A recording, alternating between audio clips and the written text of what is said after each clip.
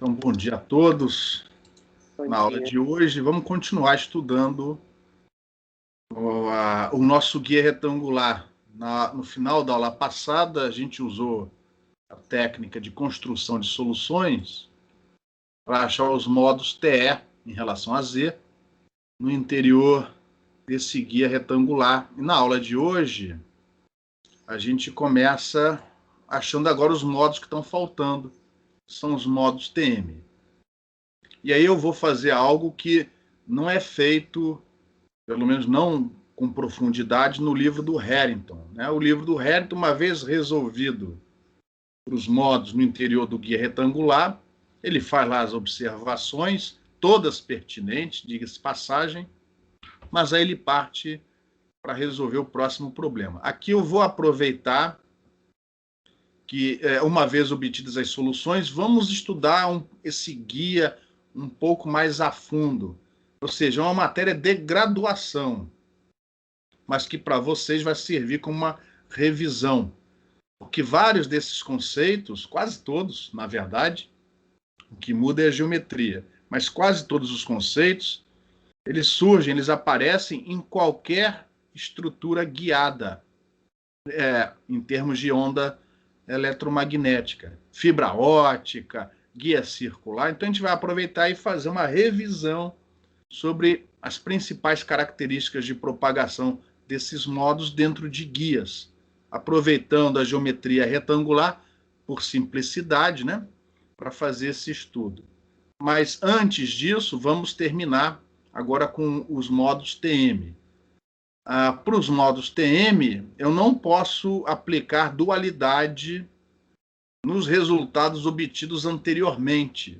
A gente já obteve as soluções TE na aula passada. Por que eu não posso aplicar dualidade nas soluções da aula passada para resolver agora para os modos TM? Uma pergunta.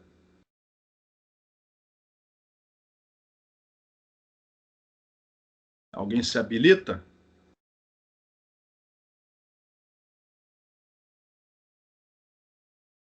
Por que eu não posso aplicar dualidade na solução TE obtida na aula passada para achar as soluções TM? O que vocês acham?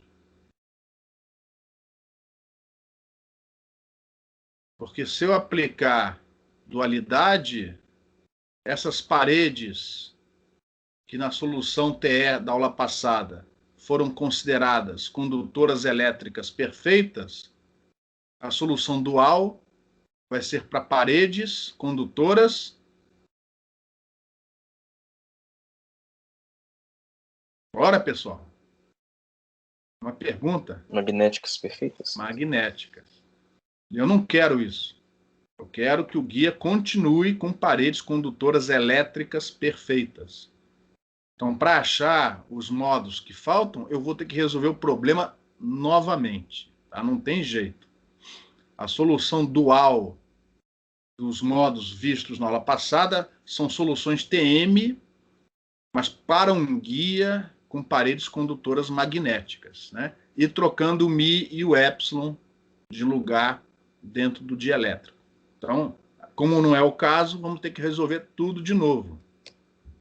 As condições de contorno continuam as mesmas. Repare, na parede em x igual a zero, essa daqui, ó, continua tendo que ter componente tangencial de campo elétrico, é y e é z nulas. As condições de contorno não mudaram. O que mudou foi isso daqui, ó. A relação entre o potencial psi, que agora não é o potencial da aula passada, é um outro, é o potencial Tm, a relação desse potencial escalar com as componentes do campo elétrico e do campo magnético. As componentes EY e EZ, ó, agora estão dadas por essas expressões aqui. A parede em questão é em x igual a zero. Pergunta: qual é a direção normal a essa parede?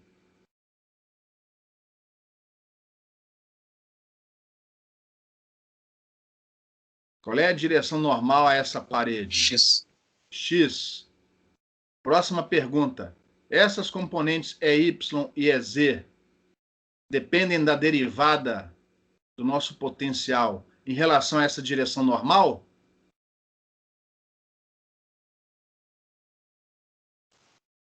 EZ sim, Y não. Cadê a derivada? Perdão, aqui tá. Mas e aqui? Aí não. Não. Então, repare, quem tem que ser zero não é a derivada em relação a x, mas sim a própria função. Então, na aula passada, para o modo TE, a gente escolheu x para ser cosseno. Porque quem tinha que ser zero era a derivada. Era a derivada. Aí a derivada do cosseno é seno, ou menos seno, enfim. E aí, quando x é igual a zero, a derivada dá zero. Aqui não. Aqui quem tem que ser zero é a própria função e não a derivada. Então, neste modo, para esta geometria, em x igual a zero, a condição de contorno obriga que esta função x seja proporcional a seno de kx vezes x. Ou seja, daquela combinação linear, o termo em cosseno tem que ser zerado.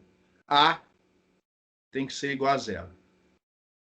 Porque dessa forma, o EY e o EZ vão ser proporcionais a seno de kx vezes x, e toda vez que x for igual a zero, eles serão automaticamente nulos.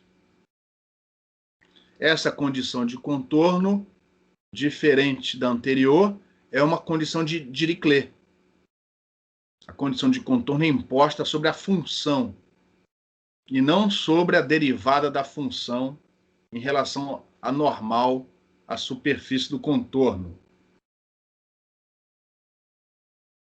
Em relação a esse primeiro item, alguma pergunta? Então, para o modo TE, na aula passada, isso aqui deu cosseno. Agora deu seno. É uma outra solução, embora o guia seja o mesmo. É uma solução linearmente independente das anteriores. Prosseguindo, as mesmas condições de contorno aparecem agora na segunda parede em x igual a A. Ou seja, este cara daqui tem que ser zero também quando x for igual a A. Isso, então, obriga que os nossos autovalores kx sejam múltiplos de π sobre A. Aí eu vou usar a mesma letra M da aula passada para representar esses múltiplos. Só que repare, aqui, diferentemente do modo TE, o M não pode ser zero. O kx não pode ser zero. Porque se o kx for zero, o potencial dá identicamente nulo, solução trivial. Não pode. Antes podia, aqui não pode. E essa segunda condição de contorno também é uma condição de contorno de Dirichlet. Ela foi imposta sobre a função, sobre o potencial, né? E não sobre a derivada dele. Prosseguindo, agora para as outras duas paredes, começando por y igual a zero, aqui embaixo. Em y igual a zero, as componentes que têm que ser nulas são as componentes tangenciais do campo elétrico. É x e é z. Eu vou na tabela, ó, é x e é z.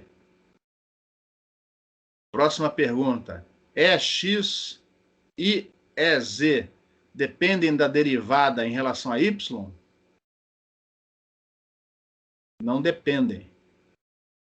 Então, quem tem que ser zero é a própria função e não a sua derivada. Mais uma vez, Dirichlet.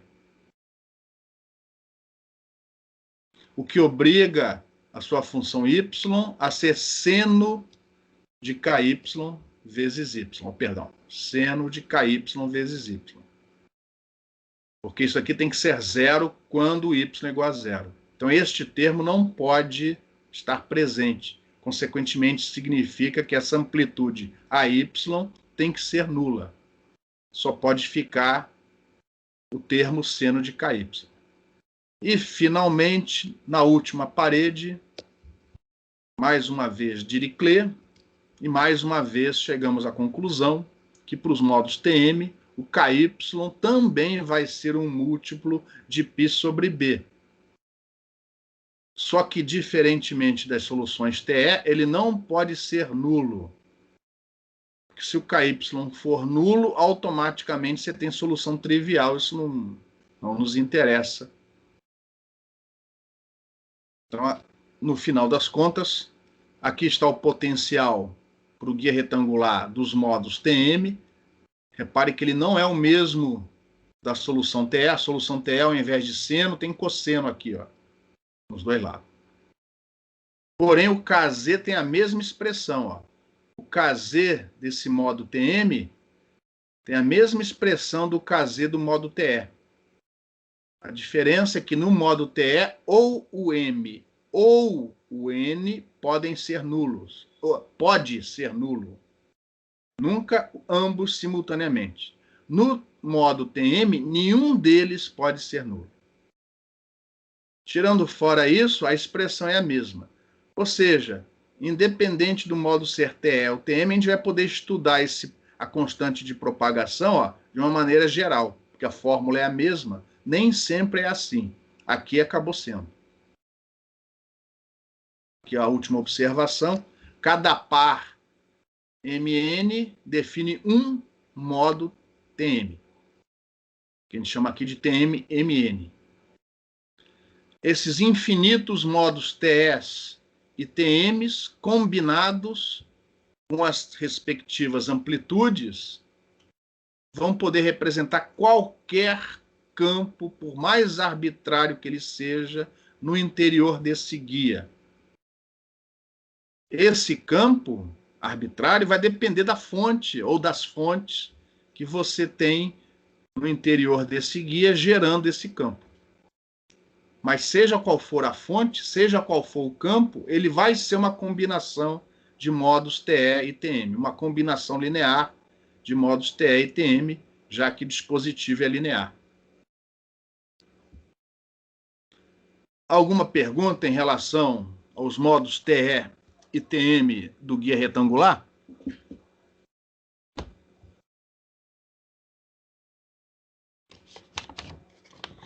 E aqui está claro, né? Nem o M nem o N podem ser nulos para o modo TM. E aí eu vou aproveitar essa solução, que é relativamente simples, né? Porque só envolve senos e cossenos, para estudar um pouquinho mais este modo. Só um segundinho, por favor, já volto. Peraí.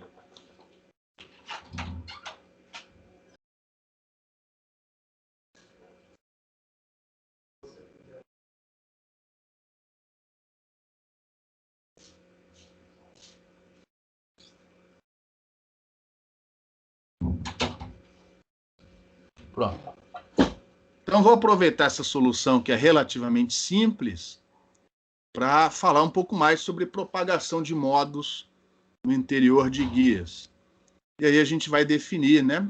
Vocês já viram isso antes, mas vamos fazer uma revisão de velocidade de fase, comprimento de onda guiado e, neste caso, como é um guia com modos TE e TM, frequência de corte. Então, muito parecido com o que a gente já viu neste curso para onda plana, tá? O estudo é feito usando a notação fasorial em cima da exponencial que representa a variação de fase. No caso da onda plana, essa exponencial, se a onda plana, né, estivesse propagando na direção z, essa exponencial seria exponencial de menos jk, lembrando que k é o nosso ômega raiz mi epsilon, né? K vezes z.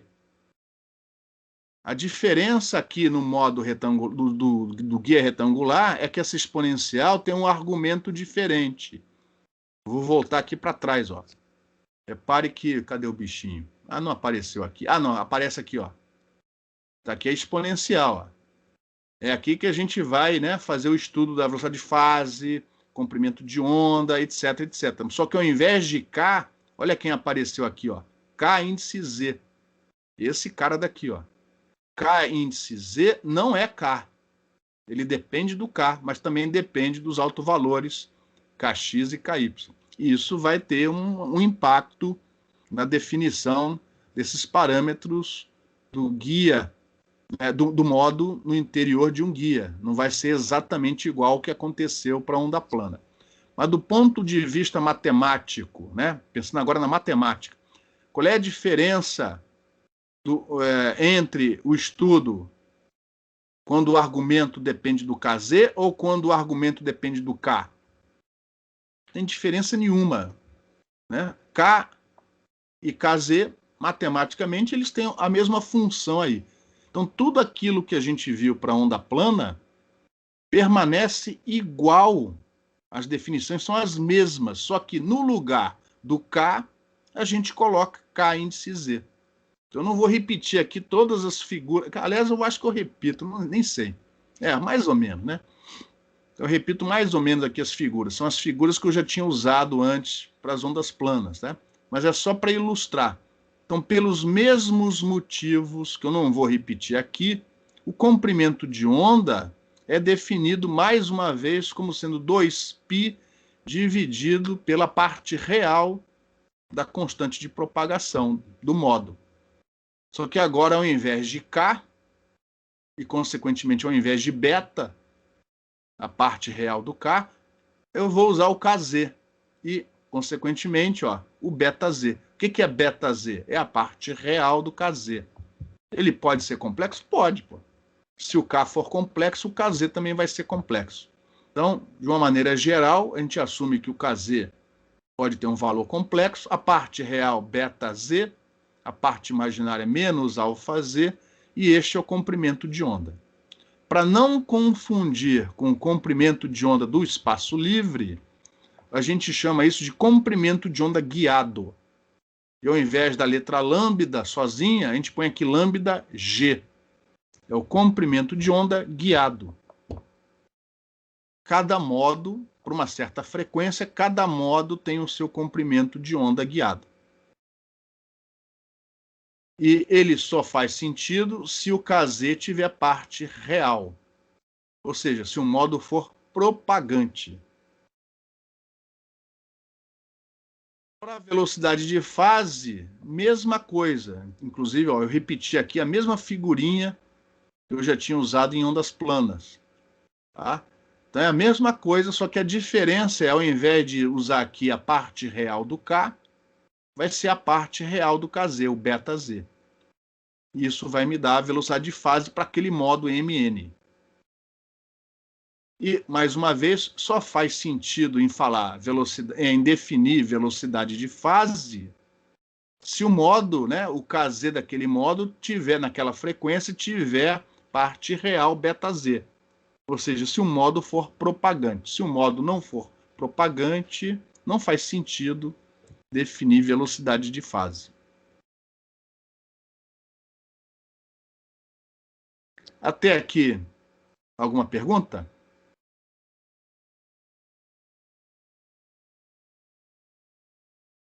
Por definição, o comprimento de onda, que a gente vai continuar chamando de lambda, né, é aquele do espaço livre. Ou seja, é o 2π dividido por K, caso, né, o meio não tenha dispersão, caso o K seja puramente real. O comprimento de onda guiado vai tender para o valor do lambda, o comprimento de onda, quando as paredes do guia tenderem para o infinito, ou seja, quando as dimensões A e B tenderem para o infinito. Estes modos TE e TM, no entanto, têm uma característica que não apareceu na onda plana. Porque exatamente pelo fato da constante de propagação não ser o K, e sim algo que depende do K, o KZ. Repare o seguinte, uma vez definido o modo, uma vez definido o par MN, dadas as dimensões do guia A e B, essa soma aqui, ó, kx ao quadrado mais ky ao quadrado, tem um certo valor. Tem um certo valor, que não vai ser nulo.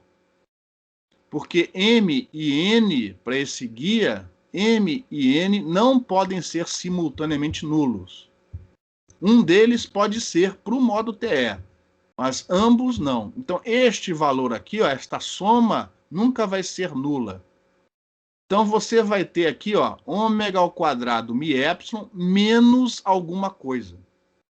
Isso não acontecia para onda plana. Isso não acontece para soluções TEM. Só acontece para modos TE, TM ou combinações, né, desses modos. Isso vai fazer o seguinte, dado uma frequência de operação, dado um valor de ômega diferente de zero, tá? Pode ser que o argumento desta raiz quadrada seja positivo ou negativo.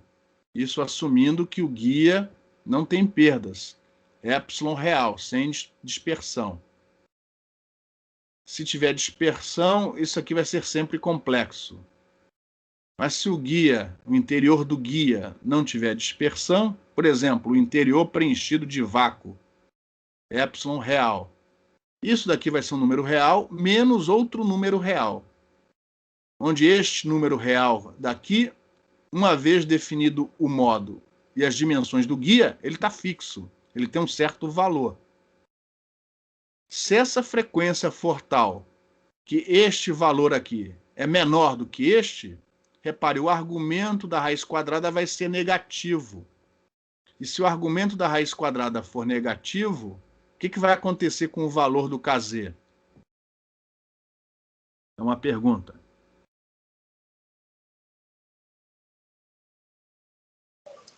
Vai ser complexo.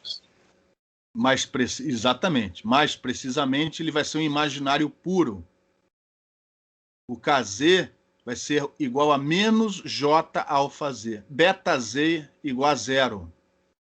Ou seja, não tem propagação. E, consequentemente, não faz sentido definir comprimento de onda, guiado, velocidade de fase, etc.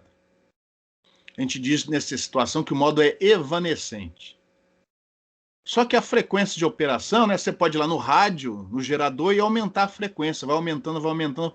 Chega uma certa frequência onde este valor vai ser igual a este. E o argumento da raiz quadrada é nulo. Essa situação, esta frequência a gente chama de frequência de corte.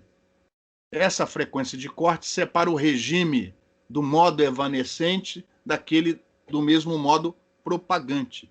Para frequências acima dessa frequência de corte, o KZ é puramente real, se o meio não for dispersivo, ele é puramente real e o modo propaga.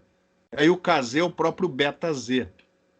E aí faz sentido definir comprimento de onda guiado, velocidade de fase e, daqui a pouco, velocidade de grupo. Então, repare, quando o KZ é zero, nós temos ali a separação entre o regime do modo puramente evanescente daquele modo propagante. E a frequência, lembrando que ômega é 2π vezes f.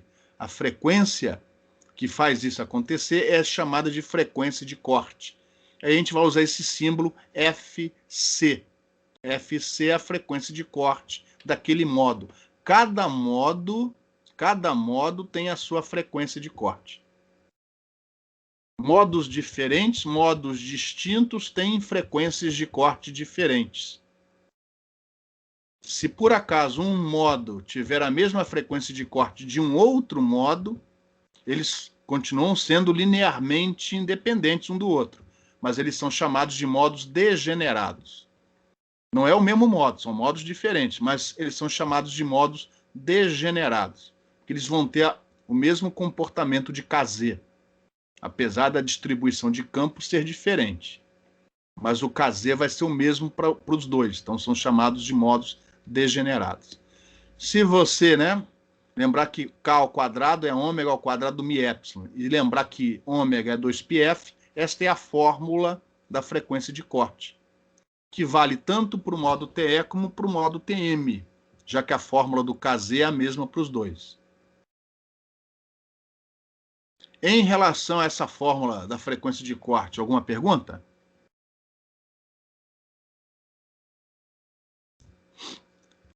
Esta fórmula é válida se o meio dielétrico, né, se o meio no interior do guia não for dispersivo, ou seja, se epsilon for constante. Porque se epsilon variar com a frequência, logicamente que você vai ter que manipular, né, melhor esse termo para achar uma fórmula para a frequência de corte. Então, esta fórmula daqui só vale se o epsilon for constante, se o epsilon não varia com a frequência. Se o meio for simples, se o meio não for dispersivo, isso ocorre, tá? Se o epsilon variar com a frequência, aí pode ser que o cálculo da frequência de corte não seja tão simples, tá? Se o k ao quadrado for maior que kx ao quadrado mais ky ao quadrado, o kz é beta-z puramente real. Se o meio no interior não for dispersivo, o modo é propagante. Caso contrário, o modo é evanescente, o kz é imaginário puro. E aí nós temos essa figurinha aqui, ó. Aqui está o eixo das frequências. Vai haver, né? Se o meio no interior não for dispersivo, vai haver uma frequência rigorosa, né, de corte que separa, de um lado, o modo evanescente do regime propagante do outro lado. Então, caso mi e epsilon variem, ou epsilon varie com a frequência, o cálculo da frequência de corte poderá ser um pouco mais complicado. Aí vai depender de como o epsilon ou o mi, né, variam com a frequência, se é linear, se é com o quadrado da frequência, enfim, aí vai depender de cada caso. Mas se o meio não for dispersivo, o epsilon e o mi são constantes, a fórmula é essa daqui. Então, assumindo, né, para simplificar a análise, né, na situação ideal de meio dielétrico não dispersivo, ou qualquer meio linear, homogêneo, isotrópico, não dispersivo, poderia até ser um metamaterial, tá? Óbvio que o beta-z só tem sentido para frequências acima da frequência de corte. Esse beta-z ele só é definido se o modo for propagante. Então, neste caso, o beta-z tem a mesma fórmula do kz. E aí o que eu vou fazer, ó, eu vou usar aquela fórmula vermelha do slide anterior para reescrever este termo kx ao quadrado mais ky ao quadrado em função da frequência de corte daquele modo particular que eu estou estudando. E então, substituindo aquela fórmula vermelha, esta daqui, ó,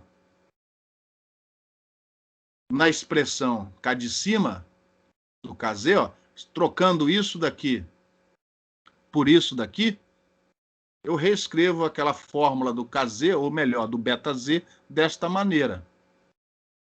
Então, lembre-se, aqui dentro dessa frequência de corte ao quadrado, já está implícito o valor do kx ao quadrado mais o ky ao quadrado. Então, você pode escrever ou desse jeito aqui. E aí, vamos definir o comprimento de onda guiado usando esta expressão aqui para o beta-z. Então, o comprimento de onda guiado, como já foi dito, é 2π dividido por beta-z. Então, eu pego 2π e divido por esta expressão. Vai dar isso daqui, ó. Tudo que eu fiz aqui, ó, foi pegar esse f e passar para fora da raiz quadrada. Acontece que 1 sobre raiz de μ é a velocidade da luz naquele meio. E a velocidade da luz dividida pela frequência, por definição, é o comprimento de onda. Cuidado, isso aqui não é o comprimento de onda guiado, é o comprimento de onda num espaço livre. É o c, a velocidade da luz naquele meio, dividido pela frequência. Isso só faz sentido se o modo for propagante, ou seja, se a frequência for maior do que a frequência de corte. Consequentemente, isso aqui, ó, essa expressão nos diz que o comprimento de onda guiado ele é maior do que o comprimento de onda. Então, é como se as paredes, né, as condições de contorno nas paredes aumentassem o comprimento de onda. O comprimento de onda guiado que só tem sentido se o modo for propagante, é maior que o comprimento de onda no mesmo meio, só que sem as paredes, no espaço livre. Em relação a esta observação, alguma pergunta? E aí vamos fazer algo parecido para a velocidade de fase. Então, a velocidade de fase continua sendo ômega dividido por beta z. Só que aí eu vou substituir o beta z por esta expressão. Só faz sentido se o modo for propagante. Então tá aqui, ó. E repare, F corta com F, 1 sobre raiz de μ é a velocidade da luz naquele meio. E aí, ó, eu chego na conclusão que a velocidade de fase dentro de um guia retangular, dentro de qualquer guia não dispersivo, é maior que a velocidade da luz. E agora?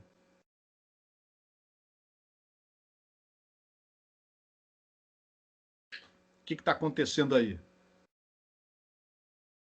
O Einstein estava errado?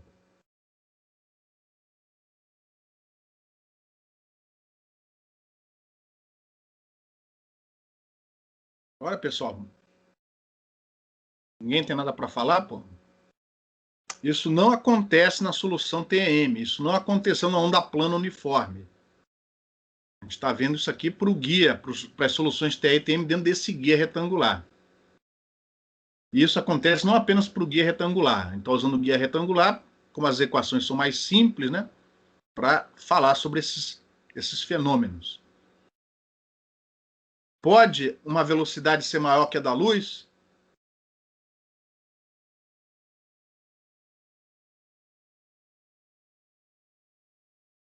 Bora, pessoal.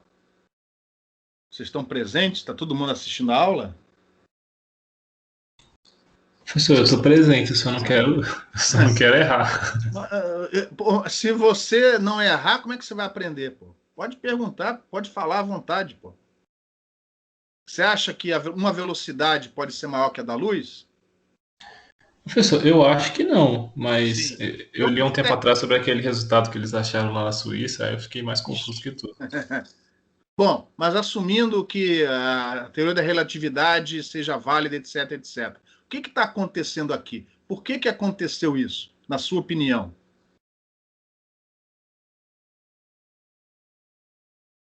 Esse regime harmônico temporal, isso existe na prática?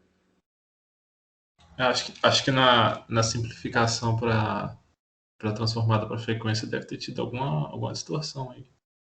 Porque essa análise que estamos fazendo, assumindo que a grandeza é senoidal, essa análise está assumindo o seguinte, que essa senoide, essa onda, ela existe desde menos infinito e vai continuar existindo para infinito. Ela não leva em conta transitórios, ela não leva em conta que em algum momento você foi lá e ligou o rádio. Essa onda não existe dentro desse guia desde menos infinito, desde todo sempre. Isso não existe. Ou seja, isso daqui é uma definição matemática. Ela não corresponde, por exemplo, à velocidade de propagação da energia. Ela não corresponde à propagação da informação. É uma definição matemática totalmente ligada à representação fasorial, assumindo uma componente harmônica daquele sinal.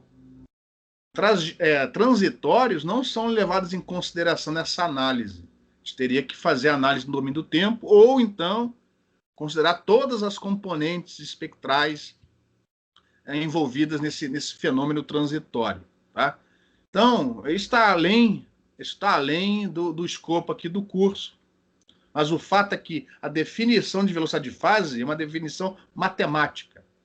No caso da onda TEM, a velocidade de fase é a própria velocidade da luz.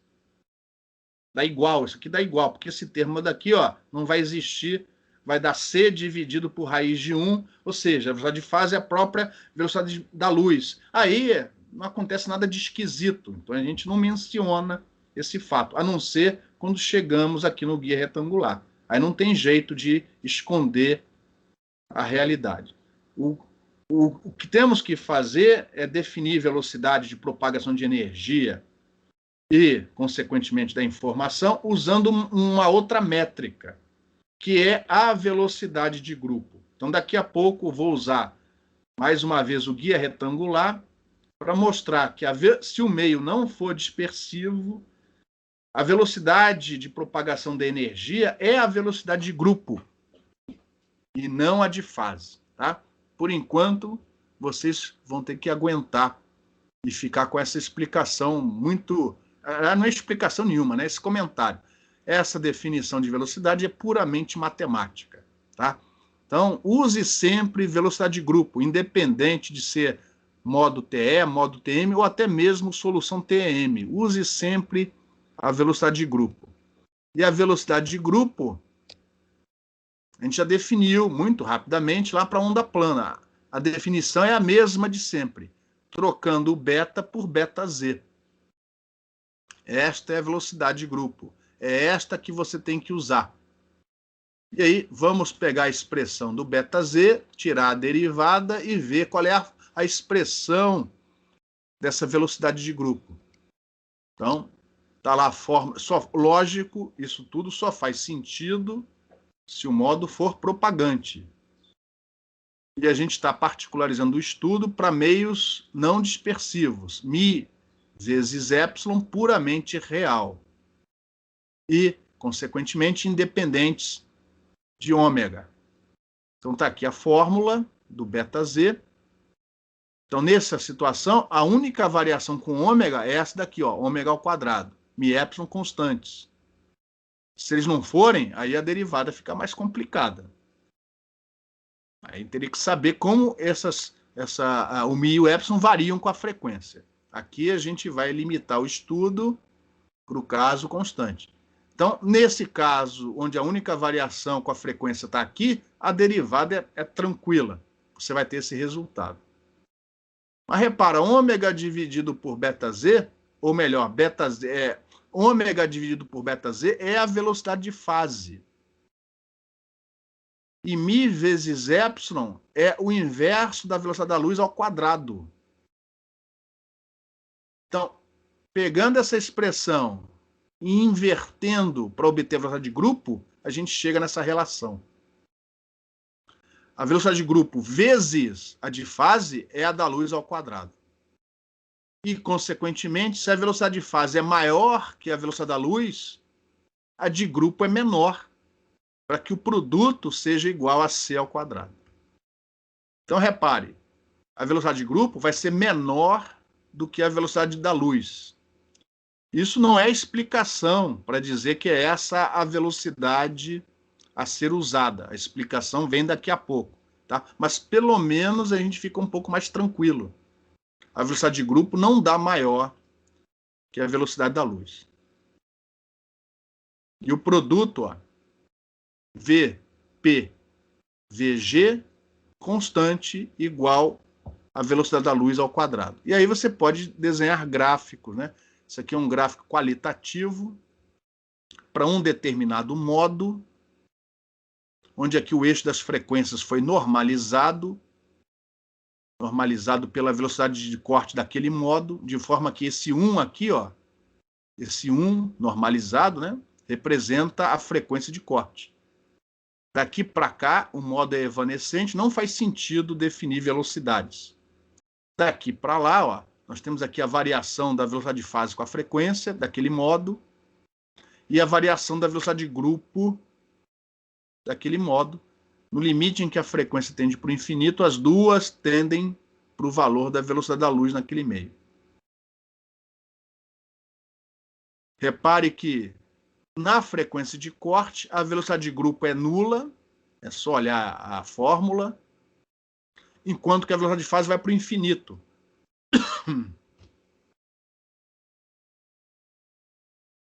Olhando para o gráfico só da velocidade de grupo, que vai ser a velocidade que você tem que utilizar para obter propagação de informação dentro de guia, a gente percebe que essa velocidade de grupo ela não é constante. Mesmo o guia não tendo perdas, mesmo o meio dielétrico não sendo dispersivo, a variação a velocidade de grupo não é uma constante, ela varia com a frequência.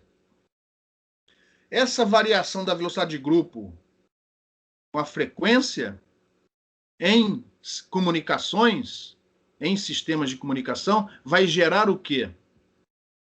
Você está transmitindo uma informação, né, uma onda modulada, enfim, uma portadora modulada dentro de um guia, de um lado para o outro. O que vai acontecer, dado que a velocidade varia com a frequência?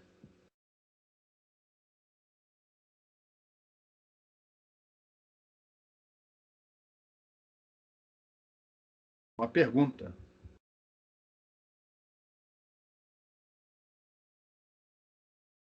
Você tem uma portadora modulada. Essa portadora modulada, o espectro dela é uma função impulso? Esse sinal só tem uma frequência? As diferentes componentes vão propagar com velocidade diferente, né? Aí vai alargar o pulso. Componentes espectrais distintas vão, cada uma, propagar com uma velocidade diferente. Consequentemente, isso provoca o que no sinal? Na medida em que ele propaga ao longo dessa estrutura? Dispersão.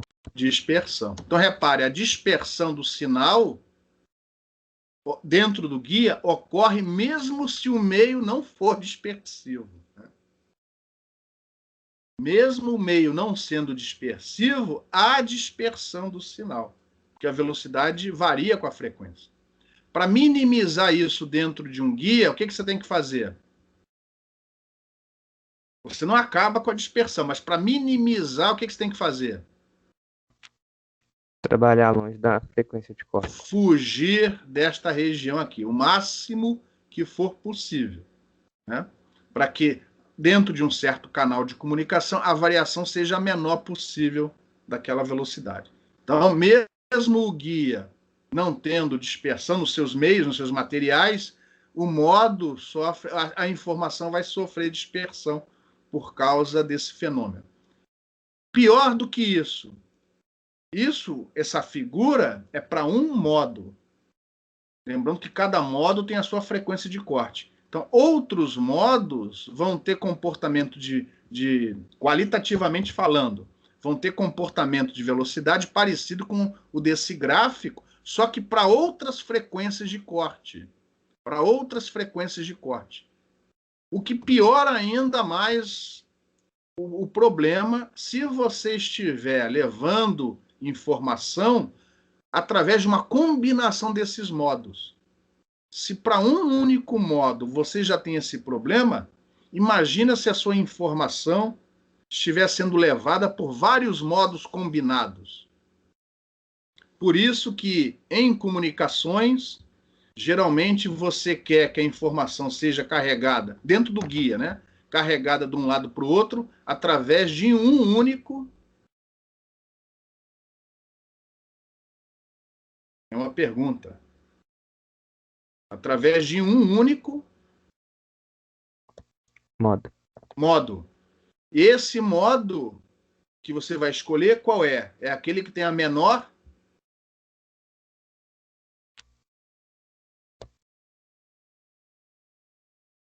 Para você evitar essa confusão com vários modos, o modo que você escolhe, ou que a gente escolhe, é aquele modo que tem a menor frequência de corte. Porque, essa confusão com outros modos só vai acontecer a partir da frequência de corte do segundo modo. Então, vamos imaginar, não é necessariamente isso, mas vamos imaginar que o segundo modo tem a frequência de corte aqui, Nessa região, só um modo pode se propagar. É o que a gente chama de modo fundamental daquele guia. Fibras óticas. Qual é a melhor fibra ótica? Qual é aquela que tem menor dispersão? Como é que ela é chamada? Fibra ótica. Monomodo. Monomodo. Mono significa o quê? É aquela onde você tem apenas um único modo propagando. A construção dela é tal, a geometria dela é tal que apenas, teoricamente, né, um único modo propaga. Isso diminui a dispersão do sinal que é transmitido ao longo desse guia. As fórmulas de uma fibra ótica são mais complicadas, mas o fenômeno é mais ou menos o mesmo. Então, a gente está usando o guia retangular para tentar falar um pouco sobre essas coisas, que não são vistas com detalhes no livro do Harrington.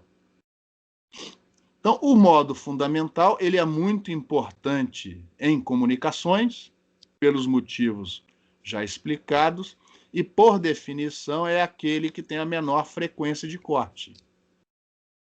Entendeu? Porque se esta é a frequência de corte para o primeiro modo, o fundamental, e esta for a frequência de corte do próximo modo, ou seja, do segundo modo, dentro desta região, eu garanto que só um modo pode se propagar.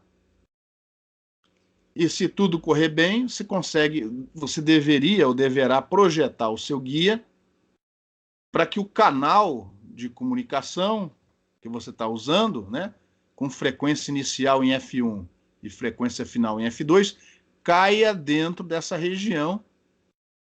E mais do que isso, o mais afastado possível da frequência de corte do primeiro modo, para justamente minimizar a variação da velocidade com a frequência. Em relação a esse slide, alguma pergunta?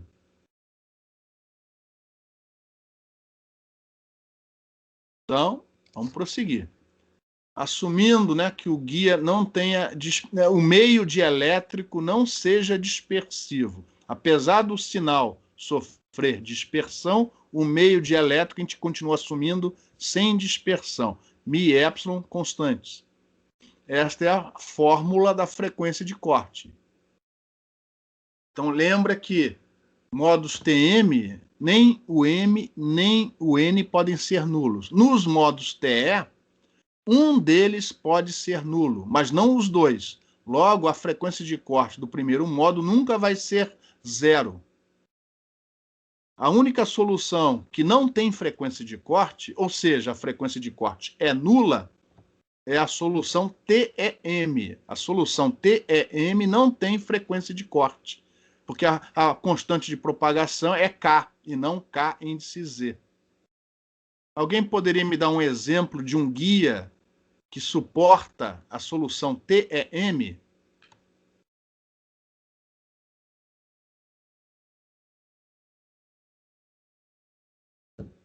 Alguém já viu um guia?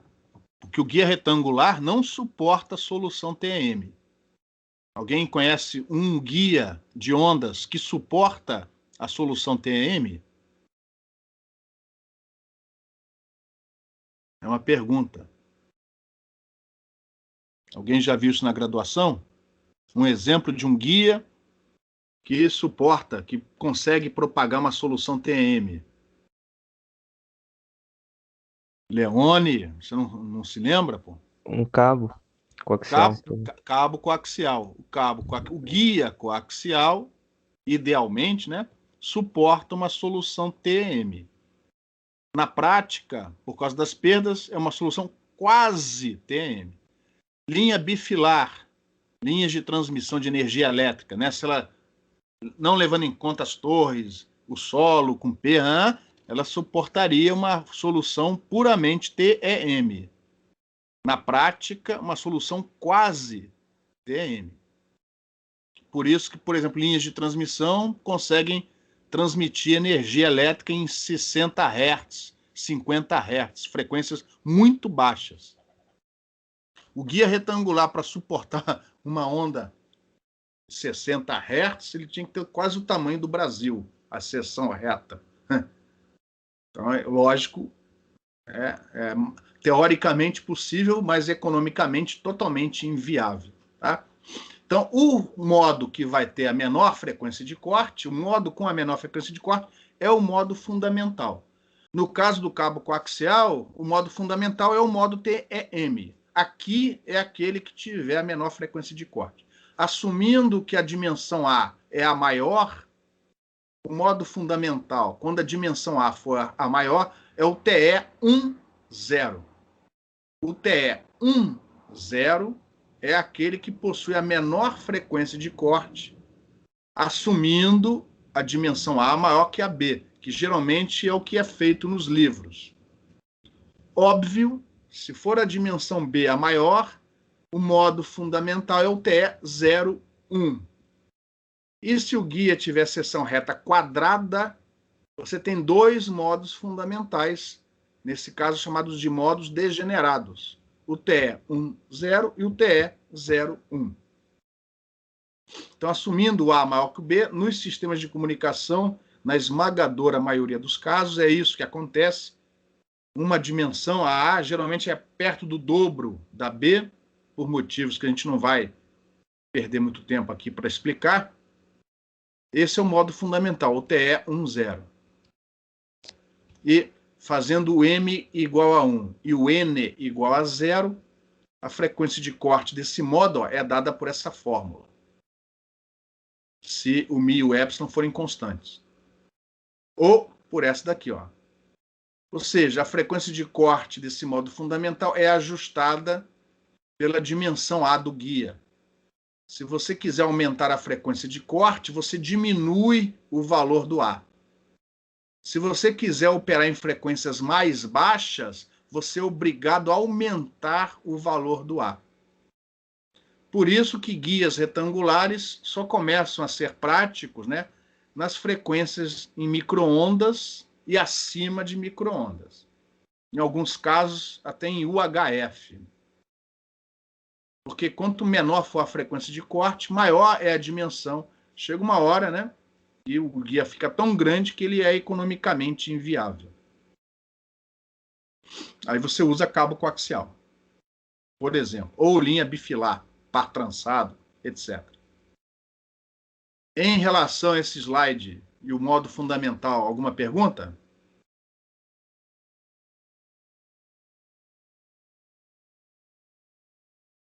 Então, para o modo fundamental, TE, né, com M igual a 1 e N igual a 0, ó, o potencial correspondente é dado por essa expressão, onde a amplitude, ó, enquanto eu não souber qual foi a fonte que gerou aquele modo, eu não sei que amplitude é essa.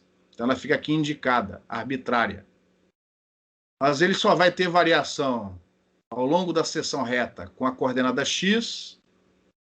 O y não aparece aqui porque o n, o ky, é nulo.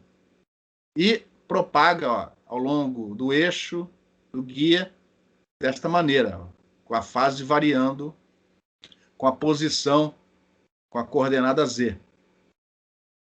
E aí, se você substituir naquela tabelinha, ó, você vai achar que as componentes do campo eletromagnético para esse modo particular. E repare que as componentes transversas do campo elétrico e do campo magnético estão relacionadas entre si. Isso aqui é chamada impedância do modo. No caso desse modo TE. Para um modo TM, a impedância tem outra forma, outro formato. É Kz dividido por ômega epsilon.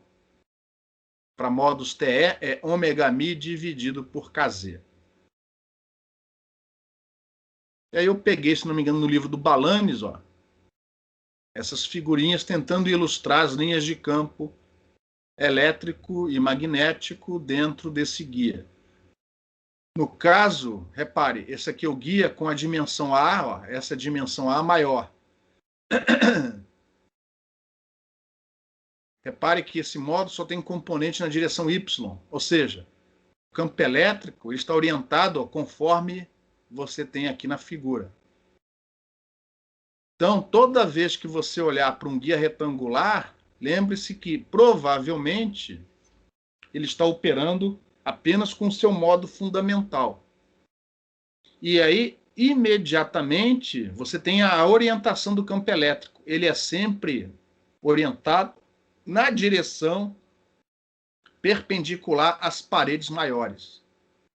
Então, se você olhar uma figura, uma foto, ou ali na tua frente, um guia retangular, e você consegue identificar qual é a dimensão maior, automaticamente você sabe que o campo elétrico ele está orientado para perpendicular as paredes maiores, a dimensão maior. No caso aqui dessa figura, na direção Y. Como você agora já sabe, você não precisa de eixo, é só olhar para a figura, para o guia, e você sabe que o campo elétrico vai estar orientado perpendicular às paredes maiores do que as laterais. A variação é com seno, ó, com seno. Lembrando que, diferentemente do exercício da última lista, né, o sistema de coordenadas foi colocado aqui, ó, a origem, né? A origem foi colocada aqui e não no centro do guia. Então, quando a origem é colocada aqui, ó, a expressão matemática é seno. Por que seno? Porque nesta parede, onde x é igual a zero e o seno também, e nessa outra parede, onde o x é a e o seno também é zero, também é zero, o campo elétrico não pode ter componente tangencial. Então, a componente é zero aqui, o campo elétrico é nulo aqui, aí ele vai aumentando, vai ficando mais intenso, ele tem intensidade máxima aqui no centro, aí depois ele vai diminuindo e tende para zero novamente na outra parede. E se eu não estiver enganado, tem aqui uma animaçãozinha que eu achei na internet, mostrando, né? Enfim, usando intensidades, né? A distribuição do módulo desse campo elétrico, com ele propagando na direção Z. Então, o vermelho é o mais intenso, o verdinho é o mais fraquinho, o azul é o mais fraco. E como isso oscila na direção Z, ó, por exemplo, esse daqui é positivo, esse é negativo. Esse é positivo, o de trás é negativo. Por isso que tem um nulo, ó, entre uma bolha e outra. Esse nulo é por causa desse termo aqui, ó. É uma senoide. Quando você passa para o domínio do tempo, né? Isso aqui vai dar um cosseno de ômega t menos kz vezes z. Por isso que aparecem essas bolhas aqui, ó. Esses azuis são nulos. Entre os nulos, de um lado um máximo, do outro lado um mínimo. Positivo, negativo. Módulo, sempre positivo, por isso que aparece com a mesma cor aqui. Ele é mais intenso aqui no meio, ó. Esse modo, né? Outros modos vão ter distribuições diferentes. E, obviamente, que aqui a animação foi feita assumindo a frequência maior que a frequência de corte, porque senão isso daqui não acontece, o modo não propaga. Em relação ao modo fundamental, alguma pergunta? Como o modo fundamental em comunicações é o mais importante, a gente vai acabar usando ele para ilustrar algumas características. Ao invés de fazer um estudo geral, eu vou fazer só com o modo fundamental, porque além dele ser o mais importante, ele tem menos componentes, ele é mais simples matematicamente, então vai facilitar daqui para frente para fazer algumas contas. Então, a gente já tinha antecipado a impedância característica do modo, então vamos deixar mais claro nesse slide. Se nós observarmos isso aqui, você tem que pegar as expressões do campo elétrico e do campo magnético, que já ficaram para trás naquela tabela, e comparar uma fórmula com a outra. A gente não vai fazer isso, porque isso aqui é fácil de você verificar. Então, se você pegar a tabelinha lá com seus modos TE e olhar para as componentes transversas, o que são aqui as componentes transversas? São todas aquelas, exceto a componente na direção Z. Então, são só os HX, HY, EX e AY. São as componentes transversas à direção Z.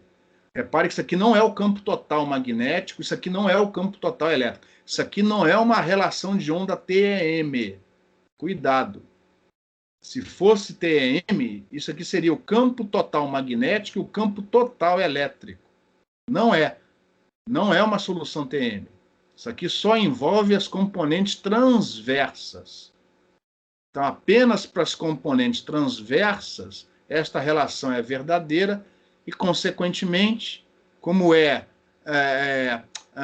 campo elétrico dividido por magnético, tensão dividido por ampere, volt dividido por ampere, isso tem unidade de impedância, então isso é classificado como uma impedância característica do modo TE. E aí, se você olhar as fórmulas, essa impedância, independente do par Mn, é dada por ômega mi dividido por Kz.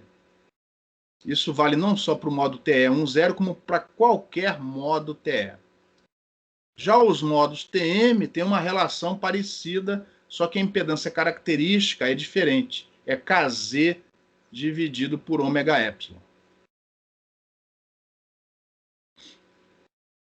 E aqui a gente assumiu, né, o Kz positivo, ou seja, a propagação na direção Z. Se o modo propagar no sentido oposto, é só botar um sinal de menos aqui na frente.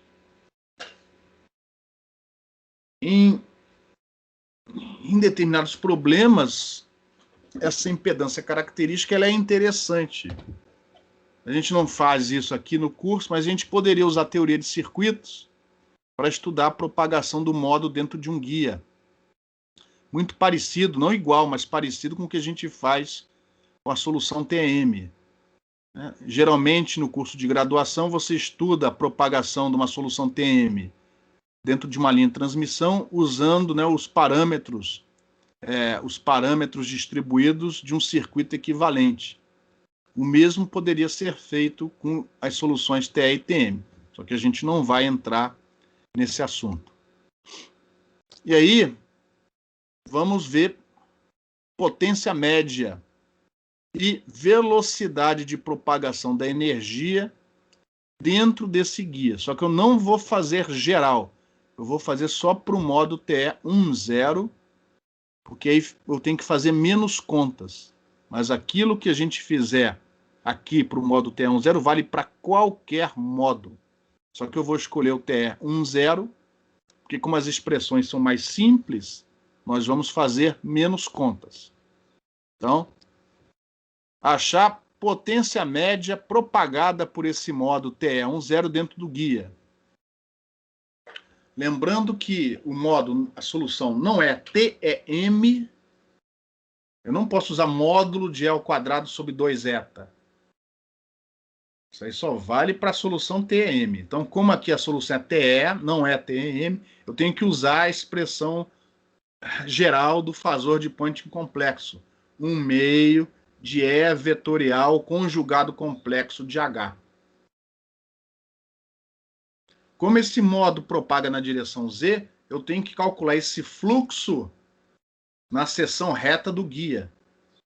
Ou seja, eu tenho que multiplicar o vetor de Poynting escalarmente pela normal, a seção reta, que é a direção Z, e integrar em x e y. Em x de 0 até A, em y de 0 até B. Como esses modos em guias retangulares só envolvem seno e cosseno, essas integrais são muito simples. Então, vamos fazer só para o modo TE10. Então, mais uma vez, estou escrevendo aqui, ó, assumindo o modo propagante, ou seja, frequência de operação acima da frequência de corte desse modo. Estão aqui as expressões, ó. Hz, estou copiando de novo. Hz, HY, e só faltou aqui o HX. Mas através da impedância característica do modo, ó, eu estou reescrevendo aqui, ó, o HX em função do EY. Vocês vão entender por quê. Então, este campo aqui só tem 3 componentes: Hz, Hx e EY. As outras são nulas. O EZ é nulo porque o modo é TE. E o EX e o HY são nulos porque, para este modo, o KY, o N, é igual a 0. E aí, ó, antes de meter esses senos e cossenos aqui dentro, a gente vai fazer aqui uma manipulaçãozinha antes, que sempre ajuda, né? Quanto menos contas a gente fizer, melhor, né? Então, repare, eu vou reescrever esse produto vetorial, ó, usando as componentes do campo elétrico e do campo magnético, antes de substituir, ó, essas expressões lá dentro. Porque pode ser que algumas coisas sumam e, consequentemente, diminui a manipulação algébrica. Então, o campo elétrico só tem componente na direção Y, enquanto que o campo magnético tem componentes X e Z. Então, ainda literalmente, ó, faz o produto vetorial. Y vetorial X dá na direção menos Z. Y vetorial Z dá na direção X. Antes de prosseguir, eu ainda fiz outra coisa. Ó. Eu substituí Y por esta expressão. E repara, aparece HX vezes o conjugado complexo desse HX. Isso é módulo do HX ao quadrado. E repare, quando eu fizer o produto escalar por Z, só vai ficar esse termo aqui, ó. Então, olha só, este vetor de point, sua componente Z, é simplesmente 1/2 de módulo de HX ao quadrado vezes ZTE. O que me diz o seguinte, existe uma outra maneira de estudar, de classificar o modo como propagante ou evanescente. Porque tem certas soluções onde a constante de propagação, ou ela é muito complicada, ou ela não é aparente, explícita, como foi aqui no caso do modo TE do guia retangular. No caso do modo TE, a gente fez a análise toda em cima do KZ. É mais simples, é rápido, tá? Mas há outra maneira de você definir se o modo é propagante ou evanescente. O que vocês acham? Que outra maneira seria essa?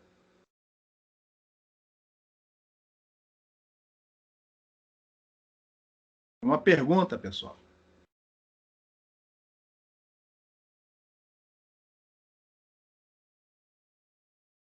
O modo propagante significa o quê? Que potência ativa é transmitida de um lado para o outro, é transferida de um lado para o outro. E potência ativa, nesse slide, está associada a quê?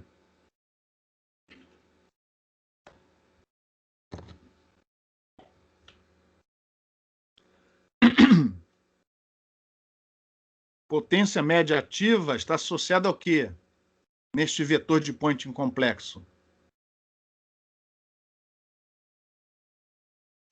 A parte real do produto vetorial. Exato. Então, repare, e no caso só nos interessa a componente do vetor de Poynting complexo na direção Z. Porque na direção X, ó, na direção X você vai ter um número, fazendo as contas, você vai ver que isso aqui vai dar um imaginário puro.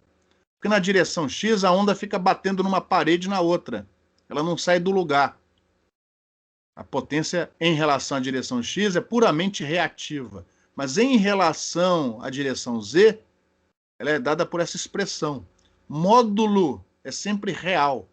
Então, ó, recai em cima dessa impedância. Se essa impedância característica for puramente real, o modo é propagante. Se essa impedância característica for reativa, capacitiva ou indutiva, o modo é evanescente. Então, a impedância característica do modo, ela tem papel importante em determinadas situações, em determinadas geometrias. Porque através do estudo dela, você também consegue determinar se o modo é propagante ou evanescente. No caso do guia retangular, a gente não precisou, porque pelo KZ já foi mais que suficiente. Mas repara, ó, tá aqui ó, é a fórmula da impedância característica desse modo. Ômega mi sendo eles reais, se o KZ for real, o Z também vai ser propagante, modo propagante. Se o KZ for imaginário puro, o Z também vai ser modo evanescente. Repare, se a impedância característica do modo for puramente resistiva, o modo é propagante na direção Z. E sem atenuação, desde que o mi e o epsilon, né, sejam reais e não variem com a frequência. Agora, a gente vai finalmente fazer as contas. Só precisamos do módulo do hx ao quadrado. Cadê ele? Está aqui. Logicamente que vai facilitar. Observe que, fazendo essa manipulação antes de jogar as fórmulas, reduz a quantidade de conta que você tem que fazer. Mas eu, como sempre, eu fiz tudo sem necessidade, mas eu fiz. Está aqui a componente é y. Está aqui, ó, o hx conjugado. Já mudei com o produto vetorial à direção. E está aqui o outro termo.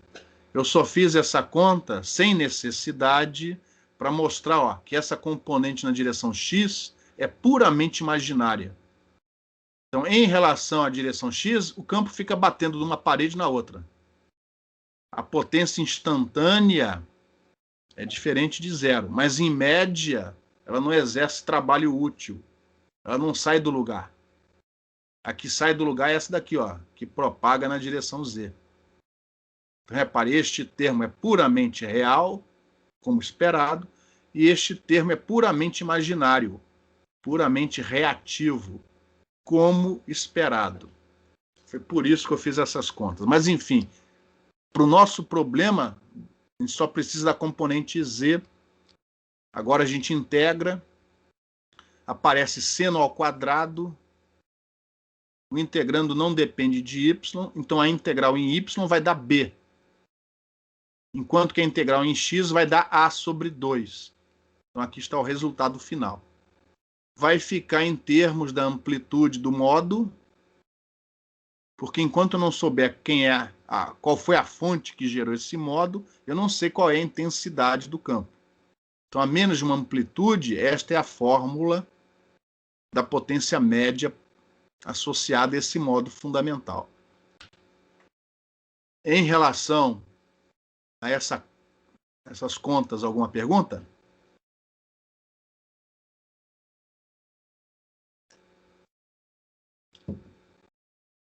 Então, prosseguindo, vamos definir a velocidade de propagação da energia, exatamente como está no livro do Harrington. Tá? Então, no livro do Harrington, em outros livros de eletromagnetismo, o autor chega e fala assim, ó, essa razão, potência média, que a gente acabou de calcular, para o modo fundamental, dividido pela energia média, densidade de energia média em relação à direção z, ou seja, a energia média, só que ao invés de armazenada num volume, armazenada na seção reta, ou seja, tirando fora a integral em z. Isso é a velocidade de propagação da energia. Ele diz isso, aí cada autor argumenta de um jeito, tá? Uns falam que é porque isso daqui tem dimensão metro por segundo, outros falam que, obviamente, potência dividida por isso é a velocidade de propagação da energia. Eu não gosto disso. No próximo slide eu vou demonstrar essa equação propondo um problema onde talvez fique mais óbvio que isso realmente é a propagação, a velocidade de propagação da energia.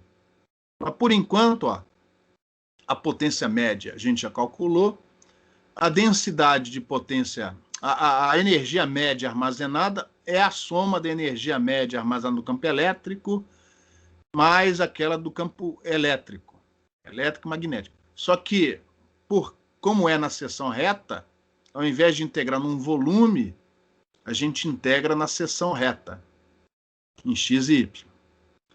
Como nós temos, né, no slide anterior, as expressões do campo elétrico e do campo magnético, essas contas aqui a gente faz rápido, certo?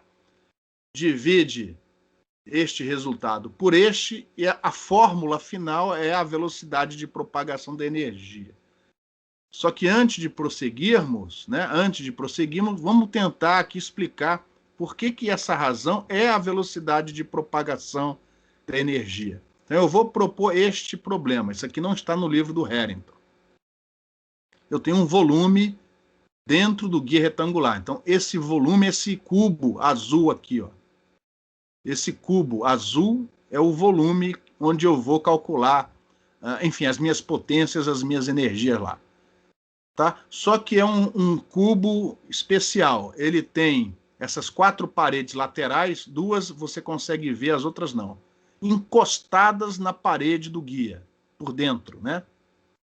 A outra parede aqui atrás, né, ela está parada em Z igual a Z0. É por aqui que o modo entra. Mas a outra parede, a última, eu vou fazer ela andar com velocidade VE. Então, essa coordenada Z ela vai variar com o tempo. Ela vai propagar com uma velocidade constante VE.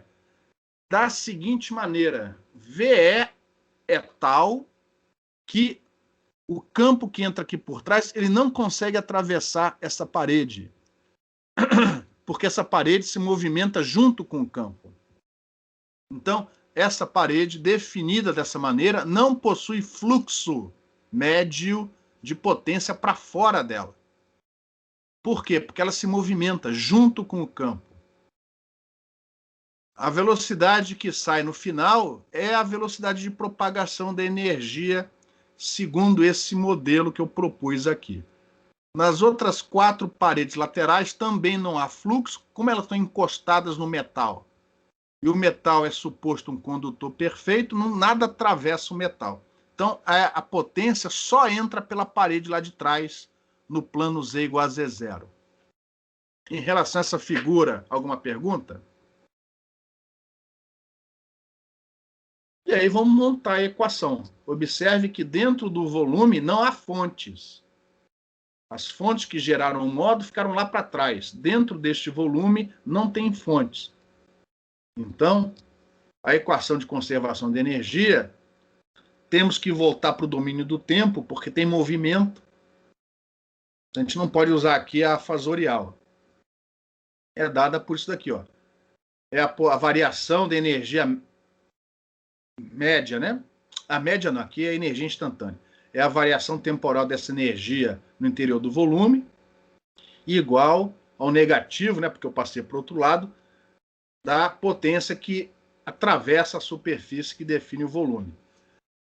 Perdão. O termo das fontes não está presente, porque neste problema não há fonte dentro do volume.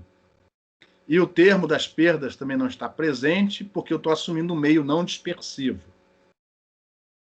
Então, na equação da conservação de energia instantânea, da potência instantânea, ficam só esses 2 termos. E isso daqui, ó, é a potência que entra para dentro do volume, apenas na parede de trás. Nas outras 5 paredes, da maneira como o problema foi montado, não há fluxo. Este fluxo ocorre apenas na parede lá de trás. Consequentemente, essa é a potência que entra para dentro. Em relação a essa fórmula, alguma pergunta? Vamos trabalhar então em cima desse termo. Este termo tem que ser igual à potência que entra lá para dentro do volume em azul na figura. Então, ó, é uma integral de volume. É uma integral de volume. Então, eu vou dividir essa integral de volume numa integral em Z. E a integral restante é a integral na área, né, na seção reta retangular XY, que vai ficar indicada desse jeito aqui, ó. Essa área da seção reta é constante, a parede se movimenta, mas essa área não muda. O que muda é o limite de integração superior, porque ele depende da velocidade do tempo. Então, nós temos uma derivada temporal onde o tempo também aparece num dos limites de integração. E aí você vai usar o teorema de Leibniz, que provavelmente você viu na graduação. A derivada de uma integral é igual à integral da derivada mais o integrando vezes a derivada do limite superior menos o integrando vezes a derivada do limite inferior. No nosso caso, o limite inferior não depende do tempo. Então, esse último termo não aparece. fica só a integral da derivada do integrando, mais o integrando, vezes a derivada do limite superior. A derivada temporal do limite superior é a velocidade VE. Isso daqui não varia com o tempo, porque, por exemplo, se você parar a parede, o que entra por trás sai pela frente, ou seja, significa que não há variação dessa energia média na seção reta. Então, este termo é zero para o nosso problema. Consequentemente, isto daqui é a potência que entra para dentro.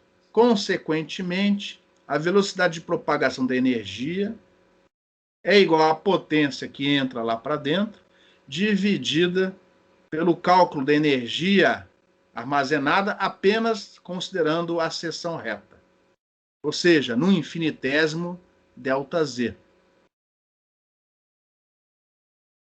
Se você fizer o cálculo disso usando potência e energias médias, você cai na fórmula anterior.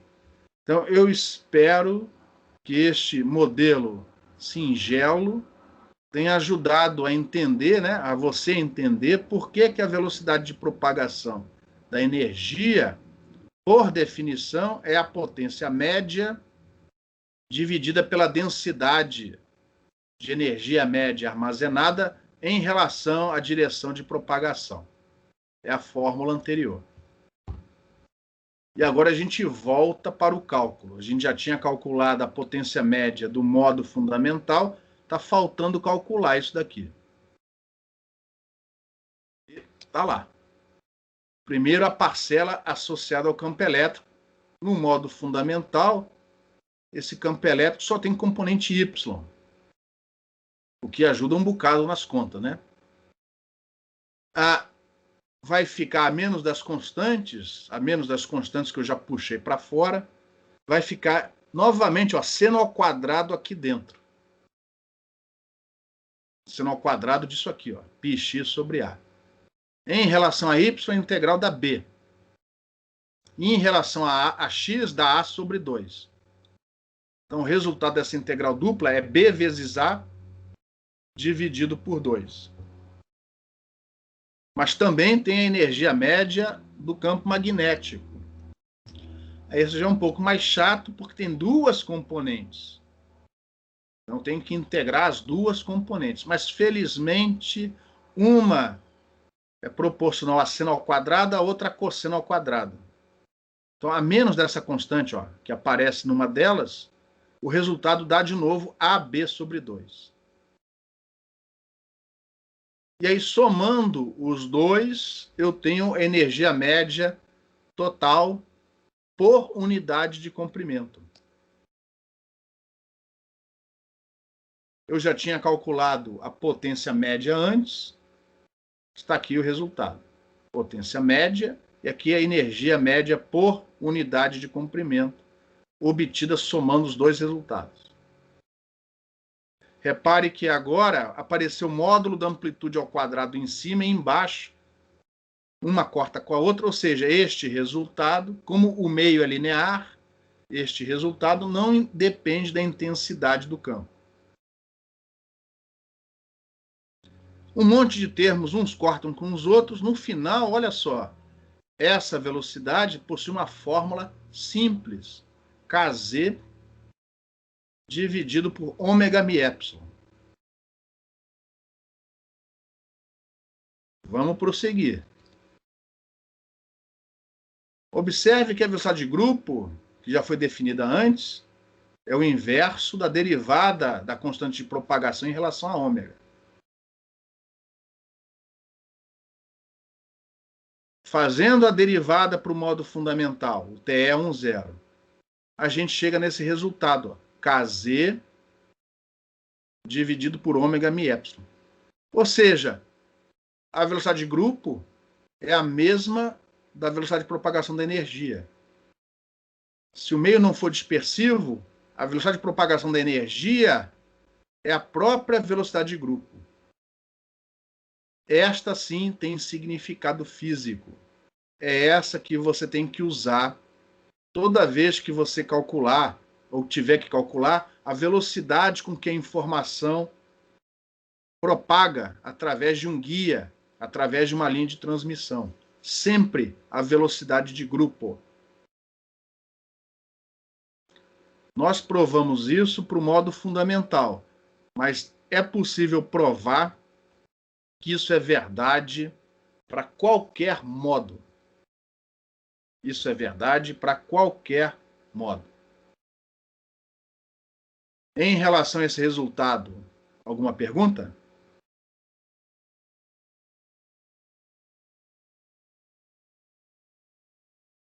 Mais uns comentários.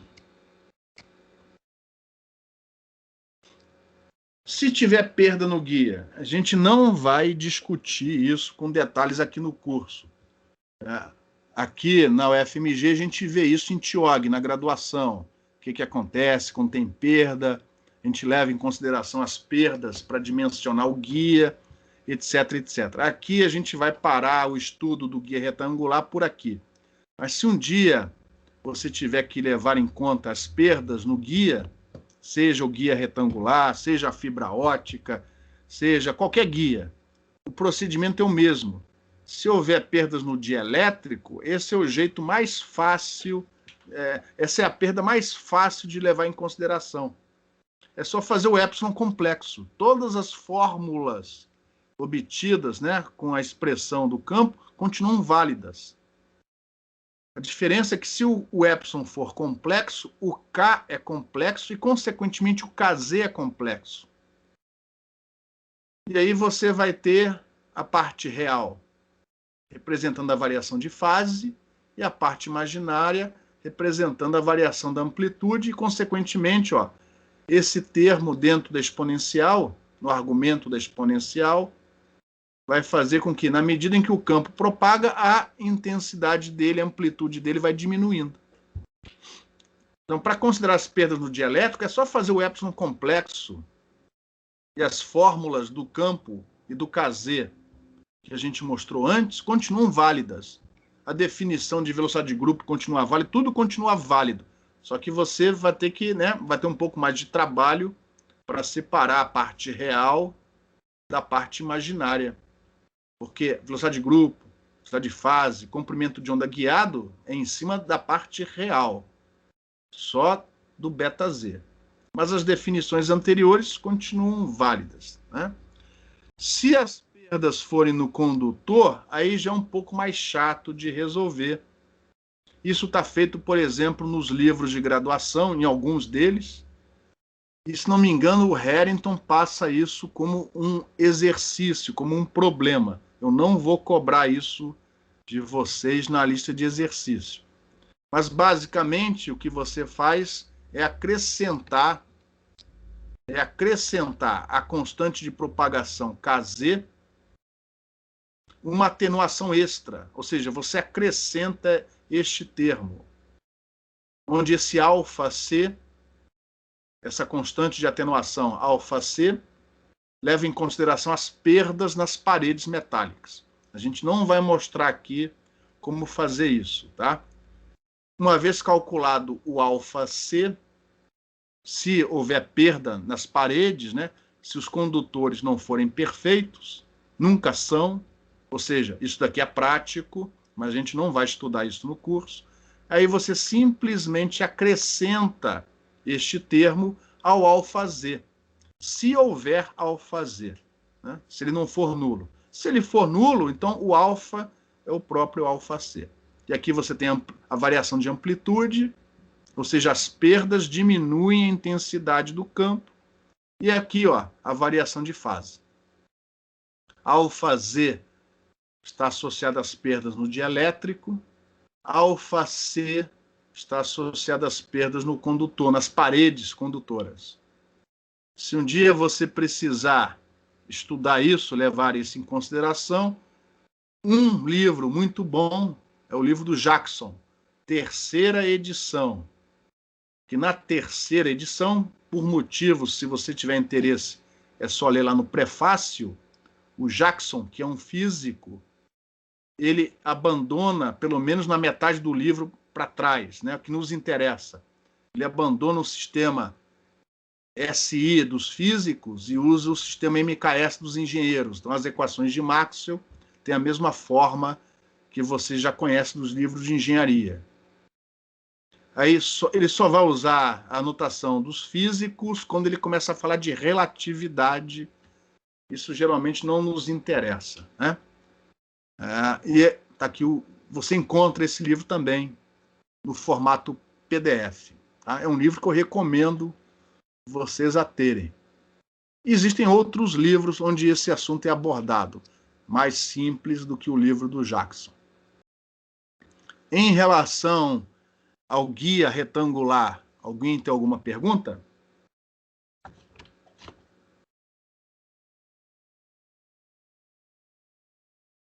Na próxima aula, antes de estudarmos cavidades, nós vamos ver um outro exemplo, que é um exemplo usado muito raramente, mas ele é usado. Tá?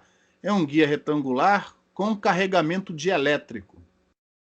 Aí você vai falar assim, poxa, mas por que enfiar dielétrico lá dentro se a grande vantagem do guia retangular é não precisar ter dielétrico lá dentro? É porque você, com isso, lógico, você introduz as perdas no dielétrico, mas você tem mais graus de liberdade aqui, ó, não só no dimensionamento das camadas, como na própria relação entre as constantes dielétricas dos meios. E com isso você pode, por exemplo, tentar aumentar a faixa de operação do modo fundamental dentro do guia. Porque às vezes o guia, só com o vácuo lá dentro, né, as dimensões não são tais, né, suficientes para que você tenha toda a faixa de operação operando só com o modo fundamental. Então, às vezes, ó, com esse carregamento dielétrico, você tem mais graus de liberdade e pode ser que você consiga uma faixa de operação mais larga, operando com um único modo fundamental. Tá?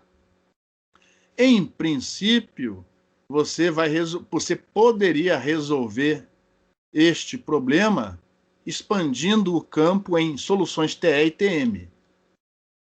Beleza? Acontece que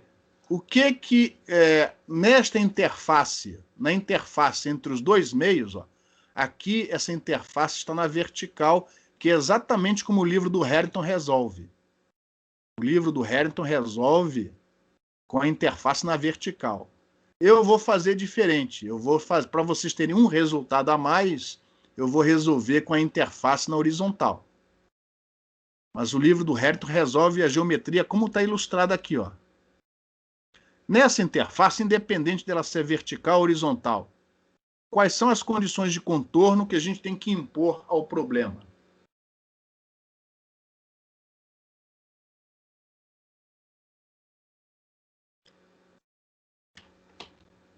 Alô? Na interface entre dois meios dielétricos, quais são as condições de contorno? É uma pergunta.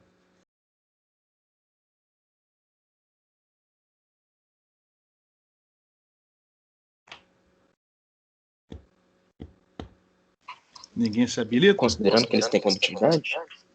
Não, vamos assumir que sejam dois dielétricos ideais. Dois dielétricos ideais. Quais são as condições de contorno? A gente vai ter que os campos tangentes elétrico e magnético são iguais? Contínuos. Contínuos. Isso. Tangenciais, né? Os campos elétricos, tangenciais. As componentes tangenciais do campo elétrico e do campo magnético, elas têm que ser contínuas. Aliás, aproveitando, né? Se os meios forem condutivos, também. Se os meios forem condutivos, também. São as mesmas condições de contorno. Só vai cair num caso particular se um deles for um condutor perfeito. Tá? Mas se for uma condutividade finita, isso que a gente falou vale também se houver condutividade, se houver perdas nesses meios. Componentes tangenciais contínuas, ou seja, iguais, né? Um titiquinho acima igual a um titiquinho abaixo, mas só as tangenciais. Nessa figura, como eu desenhei aqui, ó, com a interface na horizontal, quais são as componentes tangenciais? Em que direções elas estão?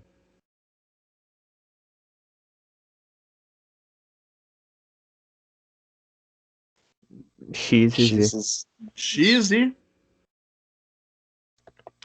Z. Z. X e Z. X e Z. Aqui, ó, a Y não nos interessa. Se fosse aqui embaixo, ó, seria X. Aqui a Y não nos interessa. Vocês viram, por exemplo, o modo fundamental só tem componente Y, porque ele é TE. Então ele não tem componente Z. Ele só tem componente Y. Como é que ficaria nessa situação? O campo não tem a componente tangencial que a gente precisa para resolver. O que eu quero dizer é o seguinte: se você usar modos, soluções TE e TM em relação a Z, você vai ver que alguns desses modos, sozinho, não atende a todas as condições de contorno. Ou seja, as condições que vocês já viram nas 4 paredes metálicas e mais essas 2 novas condições que vão aparecer aqui no plano Y igual a D. Componentes tangenciais do campo elétrico contínuas e componentes tangenciais do campo magnético contínuas. Ou seja, se você tentar usar as soluções TE e TM em relação a Z, você vai perceber que, para não deixar nenhuma possível para trás, você vai ter que assumir as 2 simultaneamente. Esses modos são chamados de modos híbridos. São modos que, na verdade, correspondem a uma combinação linear de um modo TE com outro TM. O que só aumenta o tamanho do problema a ser resolvido, porque você tem que resolver os TE e o TM juntos. As equações ficam com o dobro do tamanho.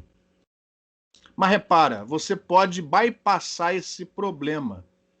Por exemplo, se eu escolher modos TE e TM em relação a Y, que é justamente a componente normal, a interface, o modo TE em relação a Y, o que ele tem de característico?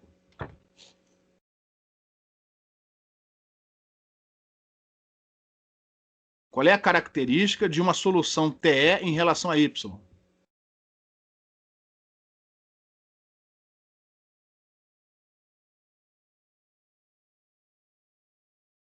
É uma pergunta.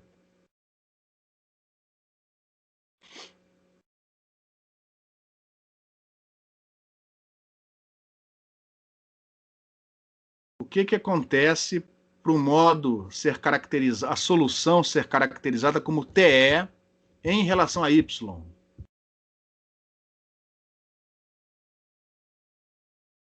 Ele vai ter as componentes no plano tangencial da interface, né?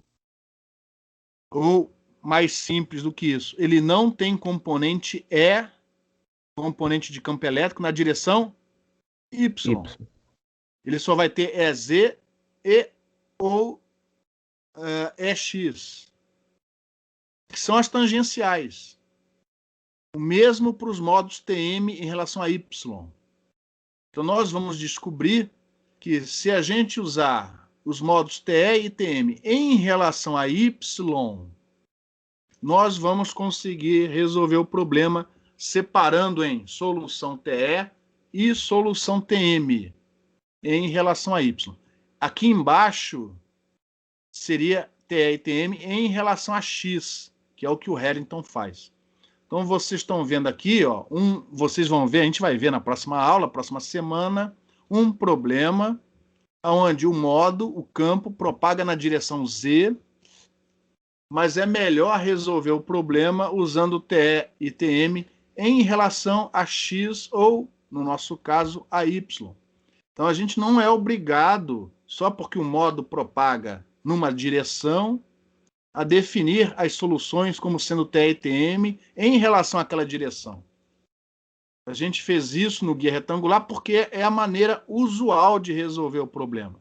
Mas você pode também definir modos TE e TM em relação a X, em relação a Y. Vai depender do problema que você está resolvendo. Tá? Então, aqui a gente vai ver na próxima aula que resolvendo em modos TE e TM em relação a Y, um modo TE sozinho consegue satisfazer a todas as condições de contorno e um modo TM em relação a Y também. E aí você para pensar que um modo TE em relação a Y, na verdade, é uma combinação de soluções TE e TM em relação a Z. É o teu modo híbrido. É o que o pessoal chama de modo híbrido. Tá? Só que ao invés de você resolver desse jeito, a gente vai resolver como TE e TM em relação a Y, porque a gente consegue quebrar o problema em dois problemas mais simples. Você tem que resolver 2 problemas, mas eles são mais simples, individualmente falando. E é isso que a gente vai fazer na próxima aula. Alguma pergunta? Então, se não houver pergunta, eu vou parar aqui a gravação